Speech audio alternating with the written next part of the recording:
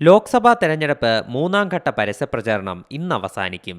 10 സംസ്ഥാനങ്ങളും ഒരു കേന്ദ്രഭരണ പ്രദേശവുമാണ് മൂന്നാം ഘട്ടത്തിൽ ജനവിധി തേടുന്നത്.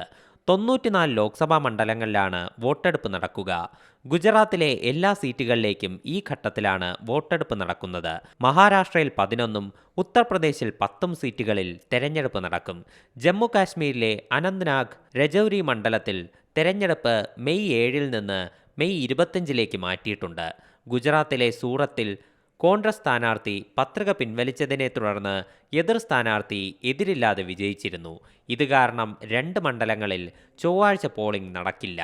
2019 72 സീറ്റുകളിലും വിജയം ഭരണമുന്നണിക്കൊപ്പമായിരുന്നു. 4 മാത്രമാണ് കോൺഗ്രസിന് നേടാൻ സാധിച്ചത്. പൊതുവെ സ്വാധീനം കുറഞ്ഞ ഗുജറാത്ത്, ഉത്തർപ്രദേശ്, മഹാരാഷ്ട്ര പോലുള്ള സംസ്ഥാനങ്ങളിൽ വലിയൊരു നേട്ടമുണ്ടാക്കുകയാണ് ഇന്ത്യ മുന്നണിയുടെ ലക്ഷ്യം. 2019 ഭരണമുന്നണിക്കൊപ്പം നിന്ന കർണാടക തിരിച്ചുപിടിക്കാൻ സാധിക്കുമെന്നാണ് കോൺഗ്രസിന്റെ പ്രതീക്ഷ. രാഹുൽ ഗാന്ധി ഇന്ന് തെലങ്കാനയിൽ പ്രചരണങ്ങൾക്ക് നേതൃത്വം നൽകും.